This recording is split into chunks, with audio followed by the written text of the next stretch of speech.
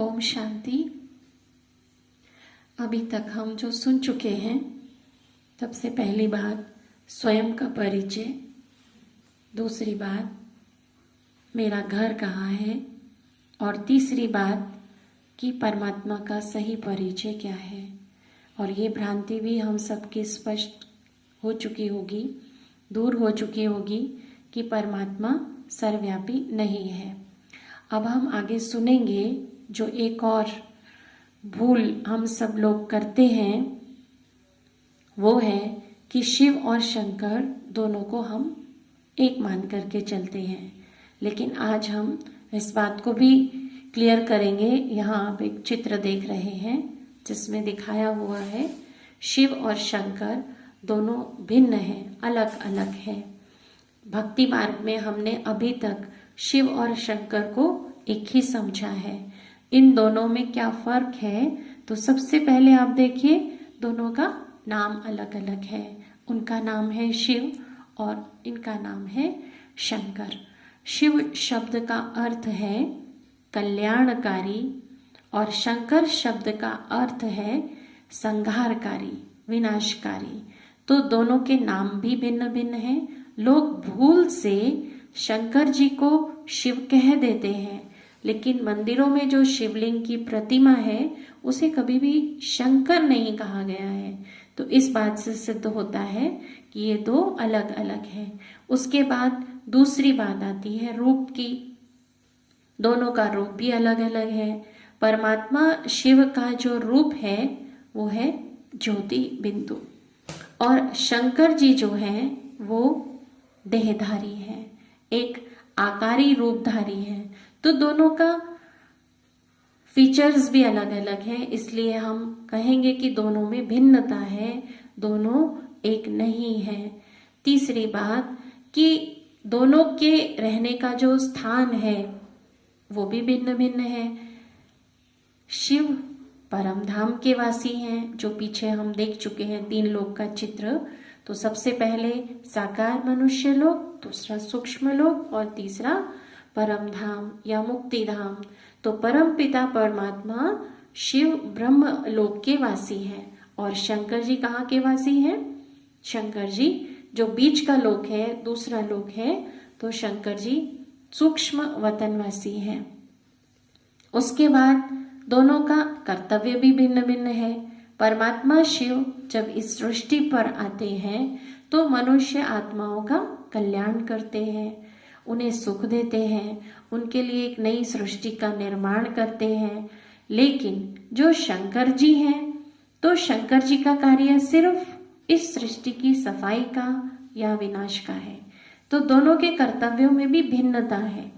उसके बाद आपने शंकर जी को देखा होगा, अगर हम उनकी प्रतिमा को देखें ध्यान पूर्वक तो ऐसा लगता है जैसे वो साधना में बैठे हुए हैं, किसी की तपस्या कर रहे हैं। तो तपस्या किसकी की जाती है? जो अपने से ऊंचा हो। तो परमात्मा शिव की आराधना में वो बैठे हुए हैं, उनके ध्यान में वो बैठे हुए हैं, और दोनों का आपस में संबंध है, बहुत गहरा संबंध है। शिव जो है वो पिता है और शंकर जो है वो उनके पुत्र हैं। दोनों में पिता और पुत्र का संबंध है। तो ये दोनों में अंतर है। और इसके अलावा जो हम देखते हैं भक्ति मार्ग में कि शंकर जी को जटाधारी दिखाया गया है, उनके मस्तक से गंगा निकल रही है, जटाओं से गंगा निकल रही है, उनकी जटाओं में चंद्रमा भी दिखाते हैं, उनके गले में बहुत सारे सांप दिखाते हैं, और बहुत ही कम वस्त्रों में उनको दिखाया गया है। तो इसका भाव क्या है? वास्तव में ये सभी अलंकार है। अलंकार और आभूषण दोनों में फर्क होता है। तो अलंकार माना सिंबॉलिक है नहीं वास्तव में, लेकिन उनके पीछे छिपा हुआ कुछ रहस्य है। तो शंकर जी के गले में जो सांप दिखाए गए हैं वो वास्तव में विष का प्रतीक है।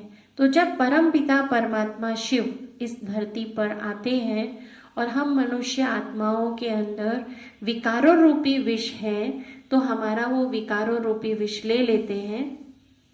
उसी का प्रतीक शंकर जी के गले में सांपों की माला दिखाई गई है।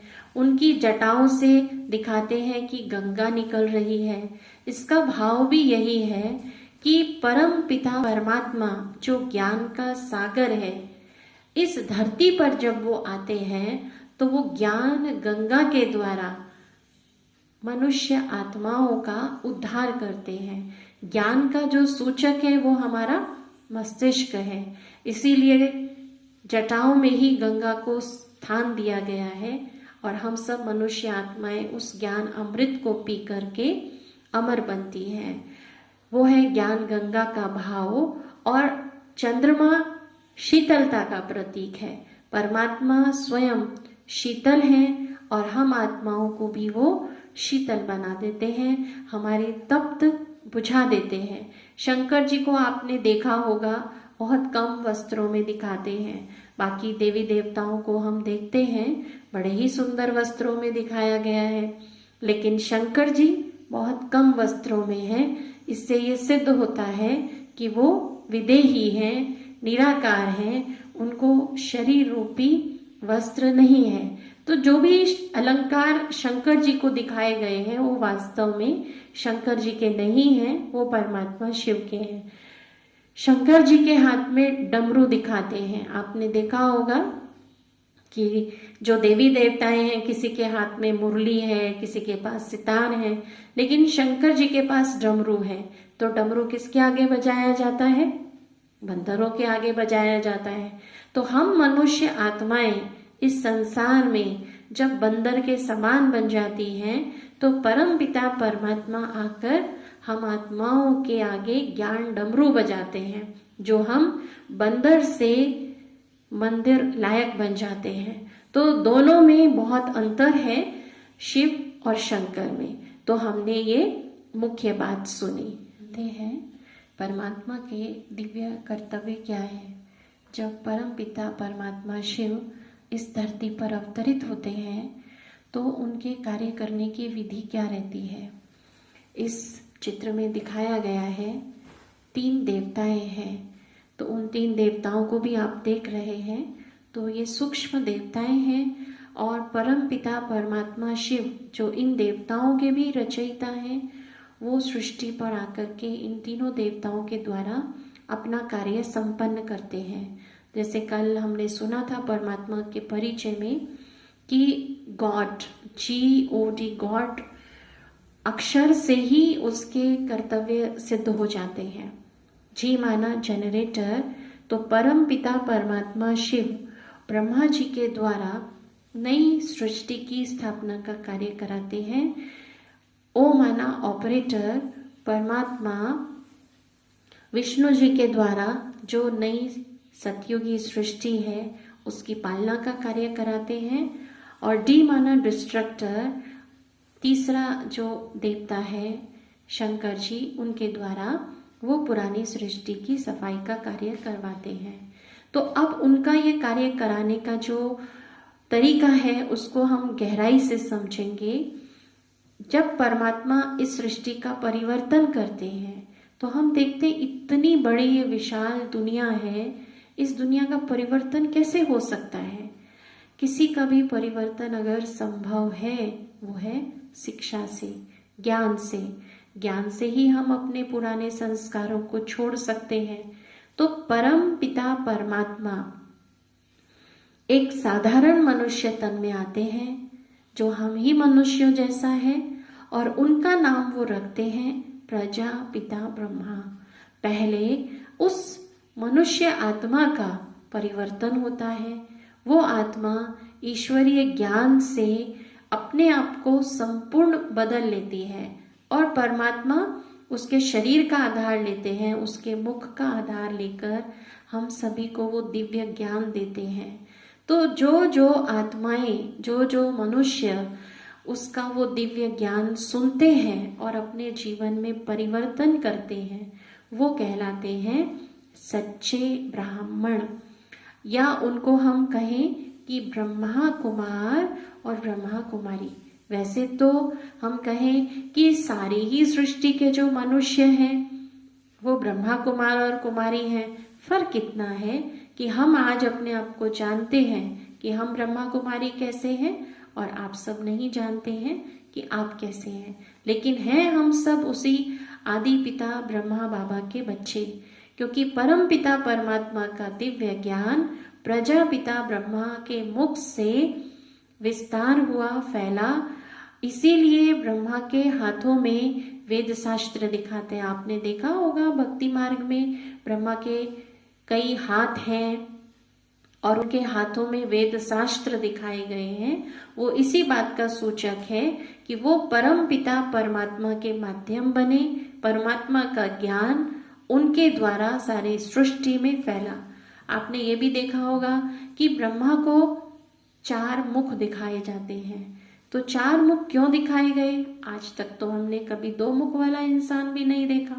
तो वो परमात्मा जब ब्रह्मा के तन में आए, वो ईश्वरीय ज्ञान चारों दिशाओं में फैला, इसलिए ब्रह्मा को 4 मुख भी दिखाए गए हैं।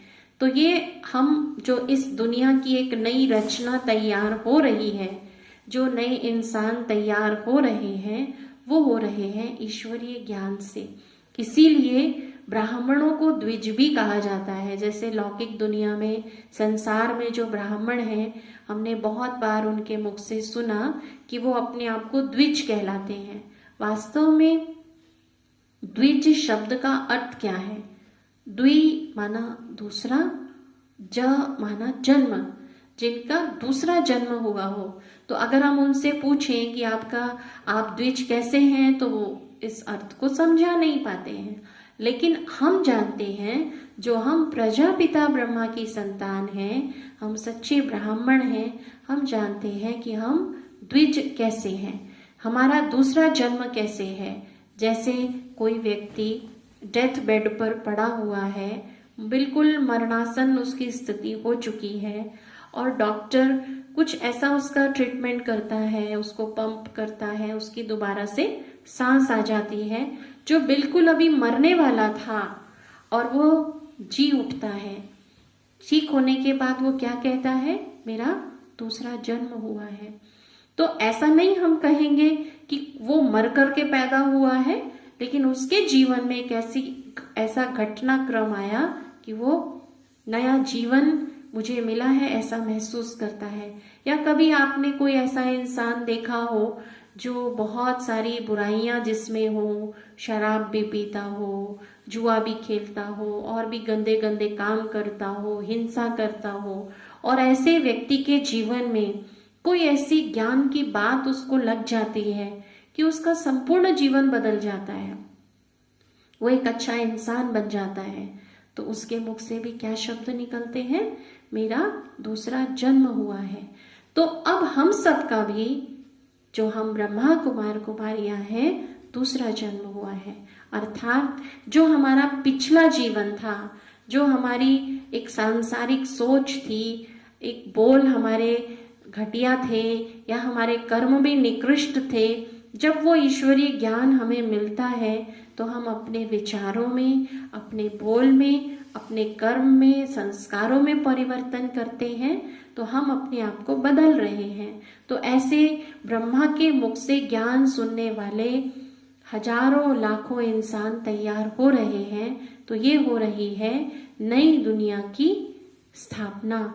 जैसे एक हम एग्जाम्पल लें, मान लीजिए आपके पास कोई आपकी जमीन है और उस जमीन पर कोई मकान बना हुआ है।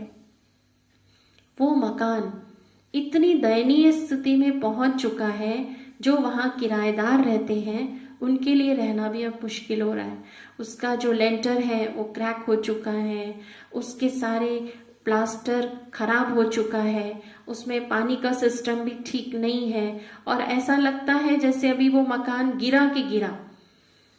अब जो वहां किराएदार रहता है तो वो छोटा मोटा काम तो उस मकान में करा सकता है, लाइट का करा देगा, थोड़ा बहुत नहीं है, या टोटी ठीक करा देगा, लेकिन उस मकान को तोड़कर नया मकान बनाना तो ये तो मकान मालिक ही कर सकता है। तो वास्तव में परम पिता परमात्मा जो इस सृष्टि के रचयिता हैं, वही इस सृष्टि का परिवर्तन कर सकते हैं।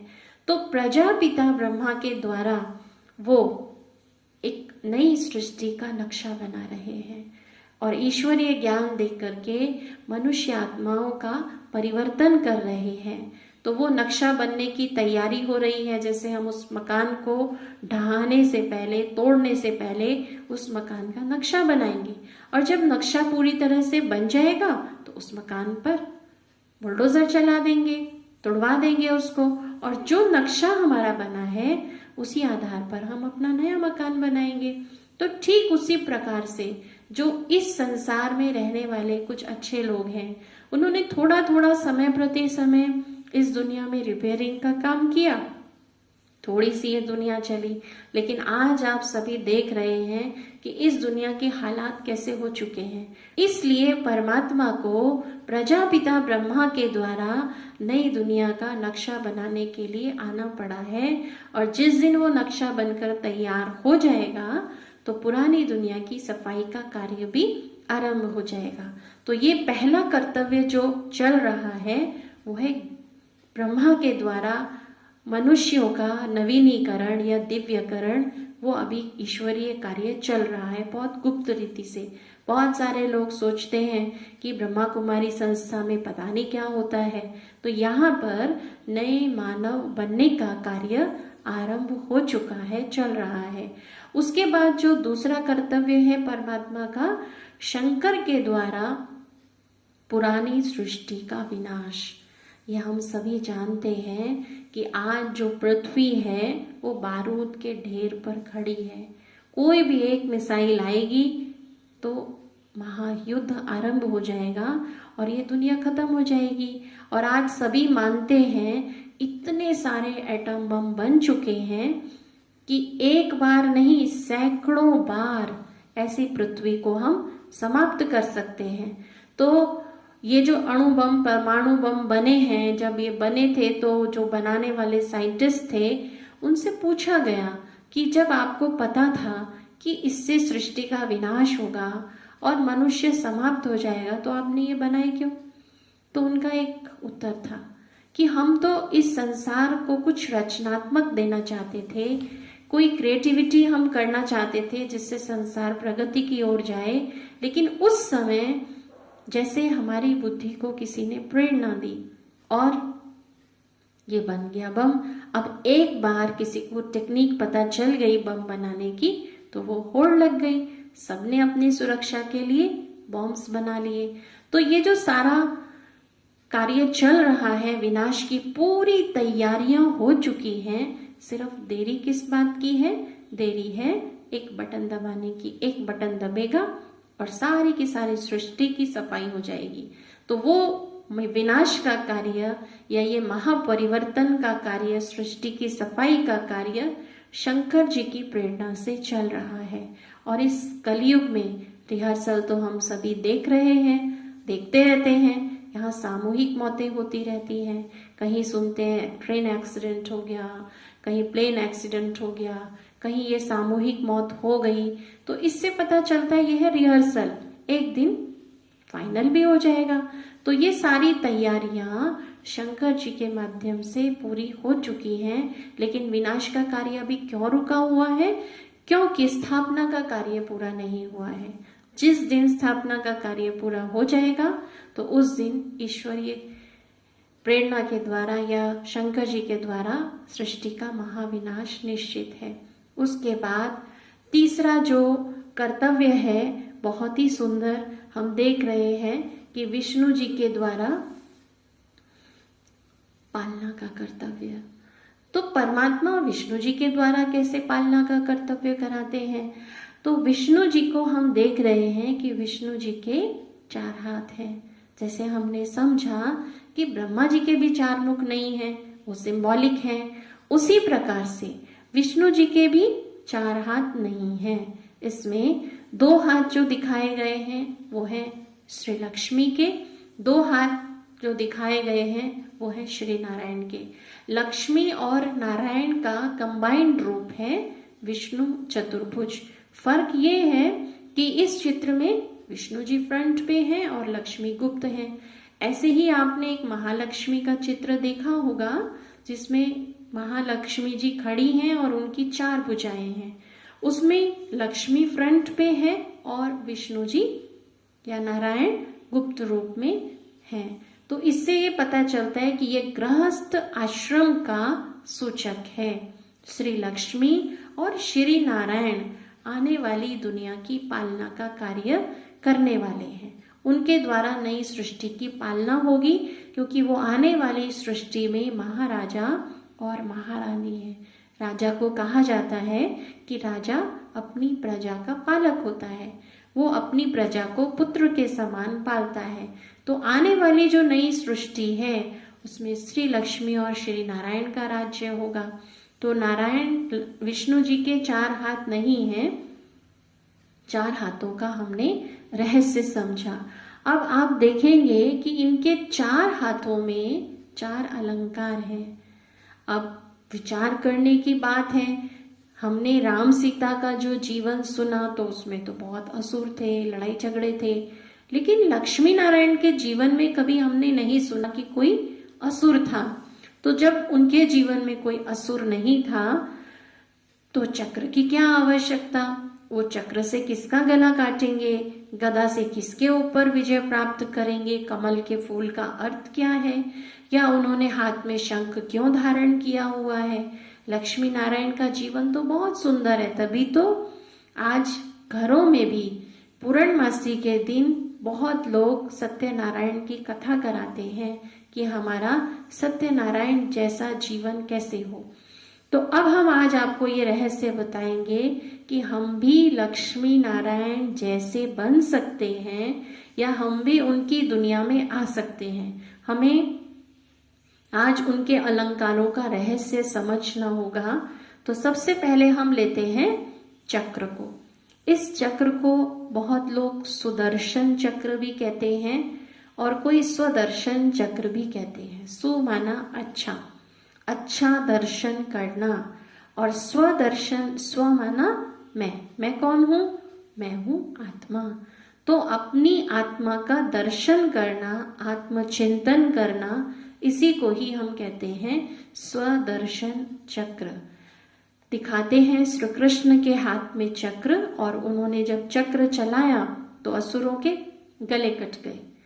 वो असुरों के नाम भी बताए जाते हैं, अकासुर और बकासुर। अब आप सोचिए कि क्या अक जैसा और बक जैसा कोई असुर होगा जिसका श्री कृष्ण ने गला काटा? तो इनका भाव क्या है? अक एक जहरीला फूल है, विषैला फूल है। तो कहते हैं जब अक का फूल तोड़ते हैं उसमें से कुछ दूध जैसा निकलता है, अगर वो हमारी आंखों को भी लग जाए तो हमारी आंखों की रोशनी चली जाएगी।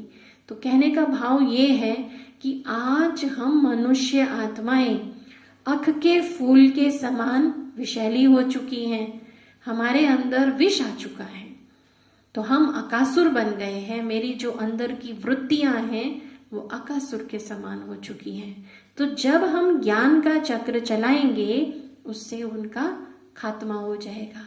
बकासुर किसको कहते हैं? बक माना बगुला।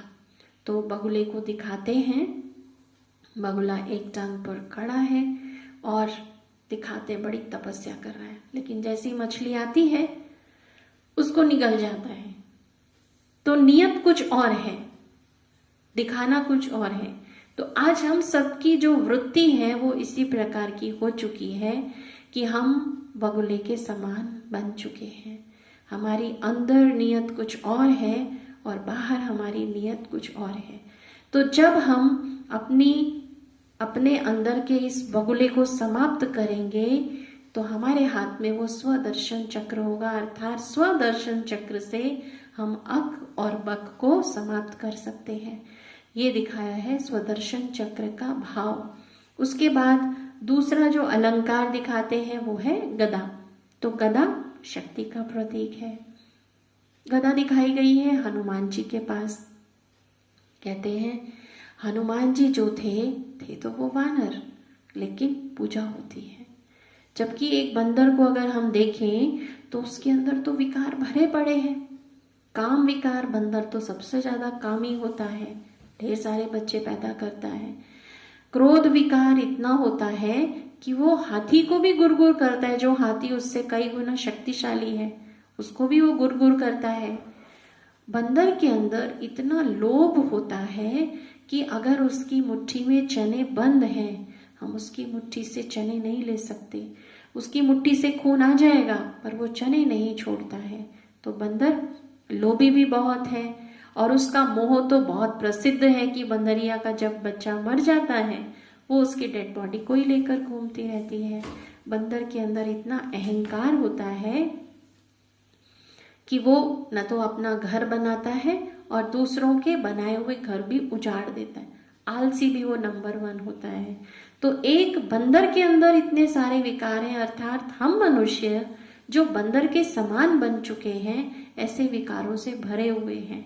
और हनुमान जी आप देखिए, भले वो राम की पूजा करते थे लेकिन थे वो बाल ब्रह्मचारी। काम विकार पर उन्होंने विजय प्राप्त की हुई थी। वो इतना राम को याद करते थे कि वो राम की जो याद है उनके चेहरे से टपकती थी। उनके अंदर लोभ भी नहीं था, नहीं तो वो भी अपने महल आदि बनाते। मोह था, प्रीत थी तो सिर्फ राम से थी, और अहंकार भी नहीं था, तभी उनको राम जी के चरणों में बैठा हुआ दिखाते हैं। तो हनुमान के पास जो ये सब बातें थी या उनके अंदर ये धारणा थी, उसका आधार था गदा अर्थात शक्ति। जब हम उस परम पिता परमात्मा को याद करते हैं, हम आत्माओं में वो शक्ति आती है कि हम अपने विकारों को जीत लेते हैं। उसके बाद तीसरा अलंकार आप देख रहे हैं वो है कमल का फूल। तो कमल का फूल हमको क्या प्रेरणा देता है? कमल का फूल कीचड़ में रहता है, कमल का पूरा परिवार कीचड़ में है, लेकिन फूल कीचड़ से ऊपर उठा हुआ है। अर्थात हम भी इस संसार रूपी कीचड़ में रहते हैं, लेकिन संसार का कीचड़ हमें स्पर्श ना करे। हमारी जो धारणा है वो कमल फूल के समान होनी चाहिए। कमल की विशेषता होती है, अगर कोई कीचड़ की बूंद उसको स्पर्श कर भी जाए उस पर टिकती नहीं है। तो हमारे अंदर भी बुराइयां नहीं आनी चाहिए, क्योंकि इस दुनिया में जब बहुत सारे लोग हैं, उन्हें अच्छी बातें बताई जाती हैं तो कहते हैं बहुत मुश्किल है, नहीं हो सकता। लेकिन हम कमल हमारे सामने प्रेरणा है। कमल का पूरा परिवार, कमल डोडा, कमल ककड़ी, सब परिवार के अंदर बहुत बड़ा जाल है उसका, लेकिन फूल ऊपर है। अर्थात हमें भी इस संसार में रहते हुए निर्लिप्त रहना है, बुराइयों से दूर रहना है। तभी देवताओं के अंग अंग की तुलना कमल फूल के साथ की जाती है। कहा जाता है उनके कमल नयन हैं, कमल हस्त हैं, कमल मुख है, कमल चरण है। तो इस बात से यह सिद्ध होता है कि देवताएं कमल फूल के समान न्यारे थे। तो हमें भी अपनी धारणाएं ऐसी बनानी है कि संसार में रहें, नाव जो है वो जल में रहे, लेकिन नाव में जल नहीं आना चाहिए। तो ये कमल का फूल हमको धारणा सिखाता है। और चौथा जो अलंकार है विष्णु जी का, वो दिखाया गया है शंख। तो शंख हमको मीठा बोलना सिखाता है। शंख मधुर ध्वनि का प्रतीक है। तो शंख कहता है मीठा बोलो। कौवा और कोयल दोनों में क्या फर्क है? मिठास का ही तो फर्क है, वाणी का ही तो फर्क है। तो मधुरता एक ऐसा गुण है जो हमारे बिगड़े हुए काम भी बना देता है। तो शंख माना जो ज्ञान ध्वनि है वो हम मधुरता से सबको सुनाएं। ये शंख उस बात का प्रतीक है।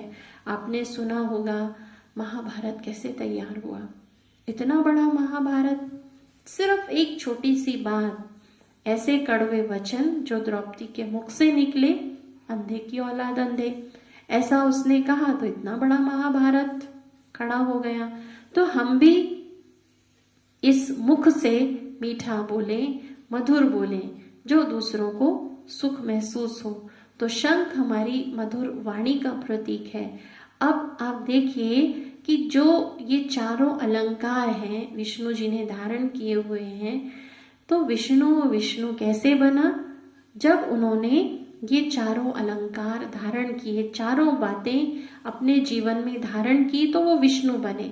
हम भी पुरुषार्थ करते हैं पर अभी हम नहीं बने उनके जैसा। उसका कारण क्या है कि हम कभी एक अलंकार उठाते हैं, तो दूसरा छोड़ देते हैं। मान लीजिए हमने ज्ञान का चक्र धारण किया और योग की गदा धारण करना भूल गए, या हम योग की गदा धारण करते हैं, हमें मधुर भाषी भी बनना है, ज्ञान घोष भी करना है, वो हम भूल गए। तो कभी हम एक अलंकार उठाते हैं, कभी हमने शंख उठा लिया, मधुर बोल रहे हैं, पर हमें धारणा भी अपनी श्रेष्ठ बनानी है, कमल फूल के समान बनानी है, वो हमने छोड़ दिया। तो हम कभी एक उठाते हैं और दूसरा धारण छोड़ देते हैं, दूसरा धारण करेंगे, तीसरा छोड़ देंगे। जिस दिन हम चारों अलंकार एक साथ अपने जीवन में ले आए तो हम कहेंगे कि हम विष्णु की दुनिया में जाने लायक बन गए। तो ये हमने विष्णु जी के बारे में सुना। अब हम हैं किसके बच्चे? हम उस परम पिता परमात्मा के बच्चे हैं। तो बच्चा हमेशा अपने पिता के कार्य में सहयोगी होता है, अपने पिता को हेल्प करता है। तो हम आज की ये धारणा अपनाएंगे कि हम भी अपने प्यारे पिता शिव बाबा की को प्रत्यक्ष करें, या हम ये दिखाएं कि हम उस भगवान के बच्चे हैं। तो उसके लिए हमें क्या पुरुषार्थ करना होगा? परमात्मा विश्व परिवर्तन का कार्य कर रहे हैं, तो मैं क्या करूं? मैं सिर्फ स्व परिवर्तन कर लूं। तो आप सभी भी जरूर ये विचार करेंगे और ये होमवर्क करेंगे कि हम स्व परिवर्तन कैसे करें। जैसे शिव बाबा ब्रह्मा जी के द्वारा नई दुनिया की स्थापना कर रहे हैं, तो मैं भी जब सुबह उठूं उस समय मास्टर ब्रह्मा बनकर एक शुभ संकल्प की स्थापना अपने मन में करूं। सिर्फ एक। कौन सा शुभ संकल्प? मान लीजिए आज के दिन मुझे सहनशीलता के गुण को धारण करना है। इस शुभ संकल्प की हम धारणा कर लें। उसके बाद में परमात्मा का दूसरा कार्य है शंकर जी के द्वारा पुरानी सृष्टि का संहार करना। तो मैं भी परमात्मा का बच्चा मास्टर शंकर बनकर अपने एक दुर्गुण का विनाश कर दूं। तो आज के दिन मैंने संकल्प क्या किया? मुझे सहनशीलता को धारण करना है और दुर्गुण का विनाश करना है। तो उसकी ऑपोजिट मैं ले लूं, मुझे क्रोध नहीं करना है। सिर्फ आज के दिन सुबह 8 बजे से लेकर के रात को 8 बजे तक। इस बीच में हो सकता है कई बातें आएंगी, लेकिन मैंने आज अपनी क्रोध रूपी विकार को खत्म करना है, मास्टर शंकर बन करके उसको जलाना है। तीसरा जो परमात्मा का काम सबसे बड़ा है वो है विष्णु जी के द्वारा नई सृष्टि की पालना। तो जो मैंने आज के दिन शुभ संकल्प रचा, तो मैं सारे दिन ये अटेंशन दूं, ये ध्यान दूं कि वो संकल्प मेरा कायम है। मैं सहनशील हूं। कहीं ऐसा तो नहीं कोई ऐसी बात आई, किसी ने मुझे कुछ कह दिया, कोई ऐसा मेरा काम बिगाड़ दिया तो मुझे क्रोध आ जाए। नहीं, आज के दिन तो नहीं करना। कम से कम सुबह 8 बजे से रात को 8 बजे तक मुझे क्रोध नहीं करना। और अगर आए भी तो उस समय हम टाल दें। ठीक है, इसने आज मेरे साथ ऐसा बोला है, कल देखूंगा, आज नहीं। तो ये हम धारणा अगर कर लें तो हम भी उस परम पिता परमात्मा के कार्य में सहयोगी बन सकते हैं। तो ये आज हमने सुना कि हमको परमात्मा अपने कर्तव्य के बारे में खुद आकर बताते हैं कि मैं कैसे इन 3 सूक्ष्म देवताओं के द्वारा ये सृष्टि परिवर्तन का कार्य करा रहा हूँ। और हम भी ये संकल्प करते हैं कि मैं उसका बच्चा हूँ, तो मुझे भी स्व परिवर्तन करना है।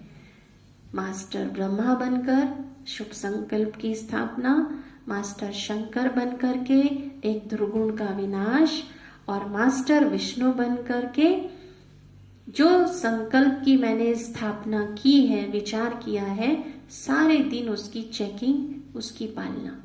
तो ये हम परमात्मा के कार्य में सहयोगी बन जाएंगे। ओम शांति।